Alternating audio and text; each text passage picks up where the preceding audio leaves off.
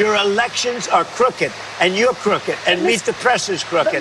চলছিল সাক্ষাৎকার, প্রশ্নোত্তরও এগোচ্ছিল স্বাভাবিকভাবেই। তবে নির্বাচন জালিয়াতি নিয়ে করা এক প্রশ্ন ঘিরেই হঠাৎ উত্তেজনা ছড়িয়ে পড়ে। এক পর্যায়ে উপস্থাপককে অসৎ বলে আখ্যা দিয়ে সাক্ষাৎকার মাঝপথেই শেষ করে বেরিয়ে যান মার্কিন প্রেসিডেন্ট ডোনাল্ড ট্রাম্প। এক প্রতিবেদনে এই তথ্য জানিয়েছে ব্রিটিশ সংবাদ মাধ্যম দি গার্ডিয়ান।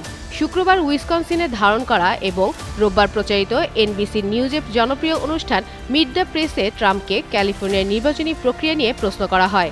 জবাবে তিনি দাবি করেন সেখানে ভোট গণনায় কয়েকদিন সময় লাগা অস্বাভাবিক এবং রাজ্যটির গভর্নর নির্বাচনও কারচুপির শিকার হয়েছে। এরপর উপস্থাপক ক্রিস্টেন ওয়েলকার তার কাছে এ দাবির পক্ষে কোনো প্রমাণ আছে কিনা জানতে চাইলে ট্রাম্প ক্ষুব্ধ প্রতিক্রিয়া জানান। তিনি সংবাদ মাধ্যমকে অসৎ ব্যাখ্যা করে বলেন মিট দ্য প্রেসও অসৎ। এক পর্যায়ে ওয়েলকারকে উদ্দেশ্য করে বলেন তুমি হয় অসৎ নয়তো বোকা।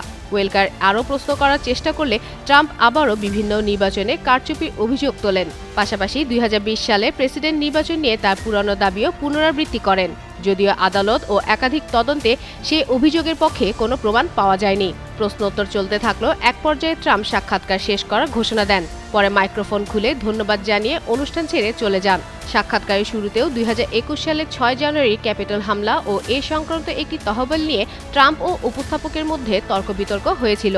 You know that these elections are rigged.